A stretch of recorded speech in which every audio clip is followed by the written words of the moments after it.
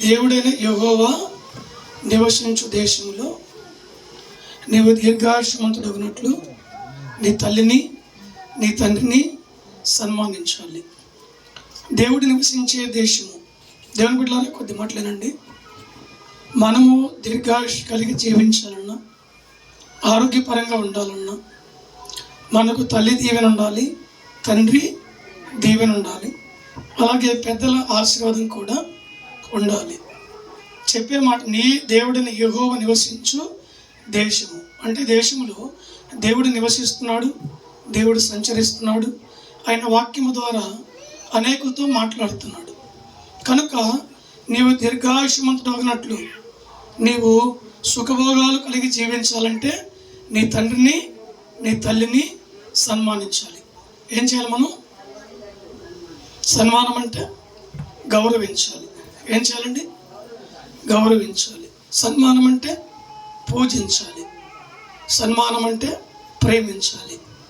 ఈ మూడు సుగుణాలు కలిగి మానవుడు జీవిస్తే ఊళ్ళోనైనా, ఇంట్లోనైనా, జిల్లాలోనైనా, రాష్ట్రంలోనైనా గెలుచుకొని రావచ్చు.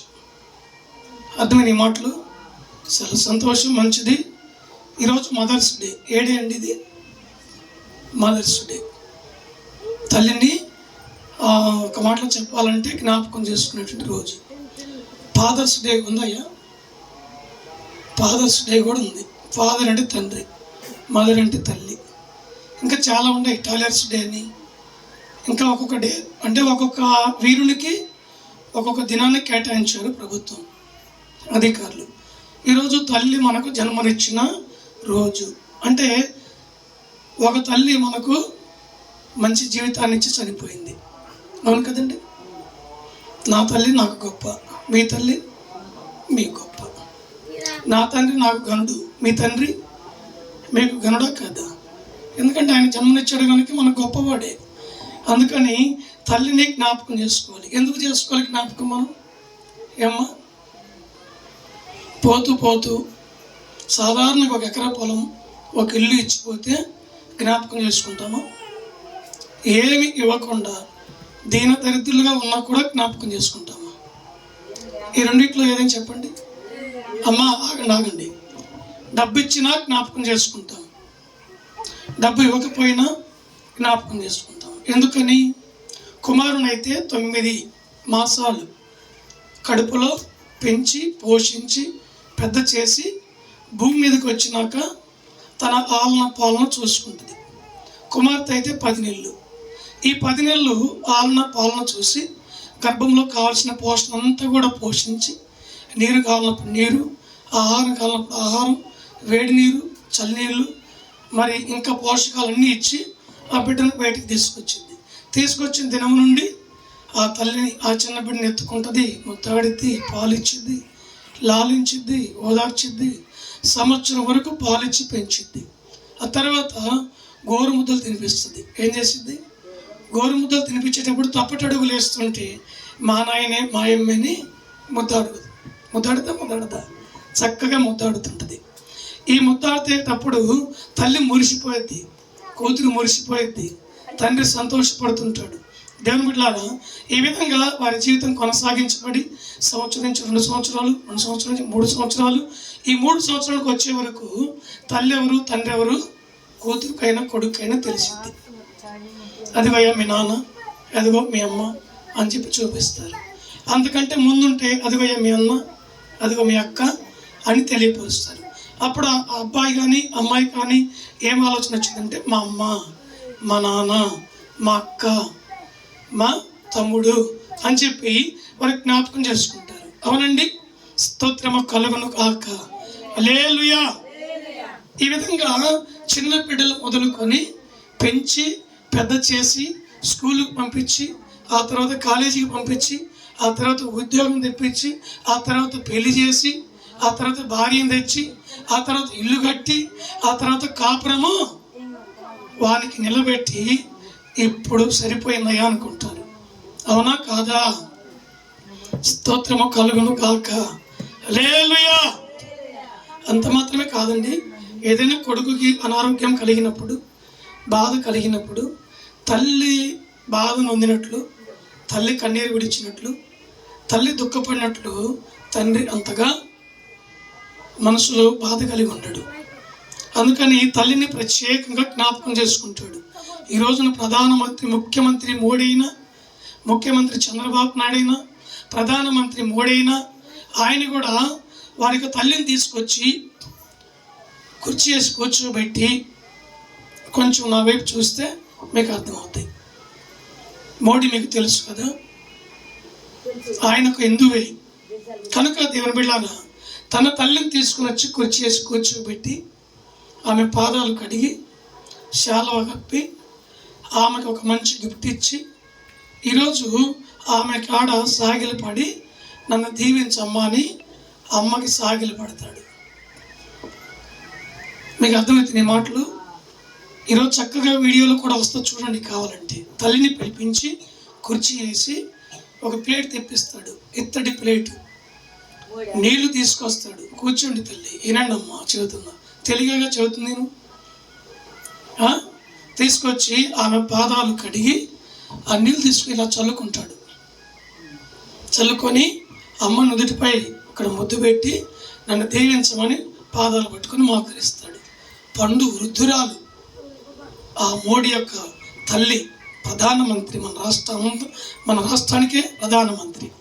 ఆ తల్లి ఆయన అలాగే చేయబెట్టి దీవిస్తుంది. కళ్ళెండ నీళ్ళు పెట్టుకొని, నా కొడుక నన్ను ఎంత గౌరవించావా, నన్ను ఎంత పూజిస్తున్నావా, నన్ను ఎంత ప్రేమిస్తున్నావా అని చెప్పి ఆ తల్లి మనస్ఫూర్తిగా దీవిస్తుంది.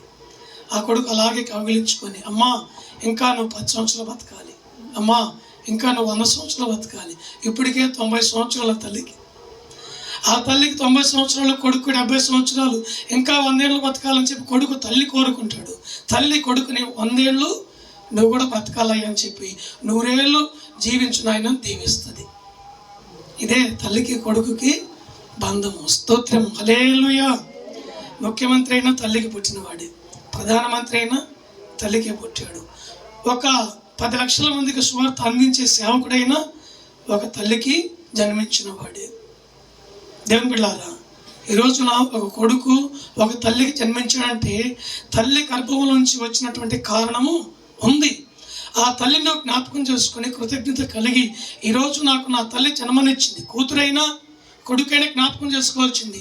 నా తల్లి నాకు జన్మనిచ్చింది, నాకు నడక నేర్పించింది, నాకు ఉగ్గుపాలు ఆమె తాగించింది, గోరుముద్దలు పెట్టింది, ఆహారం పెట్టింది, నాకు పేపర్ దూమింది, పాట్ వేసింది, నాకు చదువు చదివించింది, ఉద్యోగం ఇప్పించింది, లేదు నాకు పంట పొలము నేర్పించింది, వ్యవసాయం నేర్పించింది, లేకుంటే కూలి పని నేర్పించింది. నాకు అన్ని విధాలుగా మా అమ్మ నేర్పించింది. మా అమ్మ ఆ రోజున తప్పటడుగు లేచేటప్పుడు సంతోషపడింది. ఈరోజు నేను పెరిగి పెద్దవాడినయ్యాను, మా అమ్మ వృద్ధురాలైంది. ఈ టైంలో మా అమ్మ నేను చూసుకోవాలని చెప్పి మనసు కొడుకు ఉండాలి. దేవుని నామానికి మహిమ కలుగును గాక. హల్లెలూయా. ఒక కొడుకు ఒక తల్లిని వివాహం చేయమన్నాడంట. చేసిన తర్వాత కొద్ది రోజులు గడిచినాక భార్య అన్నదంట, నేనంటే నీకు ప్రేమ, మీ అమ్మ అంటే నీకు ప్రేమ అని అడిగిందంట. అక్కడక్కడ ప్రశ్నలు ఎదురవుతాయి, చాలామందికి ఎదురయ్యే మొట్టమొదటి ప్రశ్న ఇదే. తెలియగలవాడు తెలియగా చెబుతాడు, అజ్ఞానుడేమో తెలియని రీతిగా చెబుతాడు. ఈ అబ్బాయి అన్నాడంట, నువ్వు ఇష్టమే, మా అమ్మ ఇష్టమే అన్నాడంట. అదేమో కుదరదు, నేనా ఇష్టం, మీ అమ్మ ఇష్టమని అడిగిందంట. మళ్ళీ అదేంది, మా అమ్మ జన్మనిచ్చింది, 9 మాసాలు మోసింది, 9 నెలలు పెంచి పెద్ద చేసింది, మా అమ్మ లేకుండా నేను ఎక్కడి నుంచి వచ్చాను, ఇంతటి వాడిని అయ్యానంటే మా అమ్మ దయ, పెళ్లి చేసిందంటే మా అమ్మ ప్రేమ, అవునా కాదా? మరి ఇన్ని కార్యక్రమాలు జరిగినాయంటే కూడా చదివిపించిందంటే మా అమ్మ దయే, మా నాన్న కష్టమే. మరి మా అమ్మ ఇష్టమే, నువ్వు ఇష్టమంటే భార్య అంటుందంట, అసలు అట్లా కాదు, ఒకే ఒక్క మాట చెప్పు, నేనంటే ఇష్టమా, మీ అమ్మ అంటే ఇష్టమా? ఆడు బాగా ఆలోచన చేసి నువ్వే ఇష్టమన్నాడంట. నువ్వే ఇష్టమన్నాడు. అయితే నేను ఒక పని చెబితే చేయమన్నాడు. పిల్లలు కూర్చున్నాయా, కూర్చో, పిల్లలు కూర్చోండి చెప్పమని అడిగాడు. ఏం లేదు, ఈ నైట్ మేము బాగా నిద్రపోతుంటుంది, వెళ్ళు రూమ్లోకి వెళ్ళు, మిమ్మల్ని ఒక కత్తిపొడితో పొడు, గుండె చీలు, గుండెకాయని తీసుకొచ్చి నాకు ఇమ్మన్నాడంట. సరే చేస్తాలే అన్నాడు. చేస్తానంటే కాదు, ఇస్తానని చెప్పి ప్రమాణం చేయి, అప్పుడే నన్ను ప్రేమిస్తున్నావు అని ఆ అమ్మాయి అంటుందంట భార్య. సరే అని చెప్పి ప్రమాణం చేశాడు. మధ్యరాత్రి కత్తి తీసుకుని పరుగు అమ్మ ఇంటికి వెళ్ళాడు. గుట్టు చొప్పున అందరూ నిద్రపోతున్నారు. ఒకే ఒక పోటు పొడిచాడు, ఊపిరి పోయింది. అలాగే చీల్చాడు, గుండెని కట్ చేసాడు. 2 చేతులతో పట్టుకున్నాడు. చెమట్లు పట్టిని, గుండె కొట్టుకుంటుంది. వాడిని ప్రాణం వాడిలో లేదు. వాడు పరిగెత్తుకుంటూ వస్తున్నాడు. ఇక నైట్ భార్య దగ్గరికి పరిగెత్తుకుంటూ వస్తున్నాడు. ఎందుకని? గుండెకాయ తీసుకొచ్చి ఇవ్వమంది కాబట్టి. వస్తూ వస్తూ ఎదురురాయి తట్టుకొని కింద పడ్డాడు. అమ్మా అన్నాడు. భార్యని పిలవాల, నాన్న పిలవాల. వాడు కింద పడ్డాడు. అమ్మా అని కింద పడ్డాడు. ఆ గుండెలో నుంచి ఒక శబ్దం వస్తుందంట. నాయనా జాగ్రత్తరా, కింద పడ్డావా? లే, జాగ్రత్తగా వెళ్ళు, నిదానంగా నడువయ్యా అని ఒక స్వరం వినబడిందంట. ఒక్క దెబ్బతో వాడు అక్కడే కుప్ప కూలిపోయి, మా అమ్మని చంపి గుండెకాయ చేత పట్టుకొని వస్తుంటే మా అమ్మకి ఎంత ప్రేమ నా మీద, ఇంత మమకారమా అని చెప్పి వాడు అక్కడే కుప్ప కూలిపోయాడంట.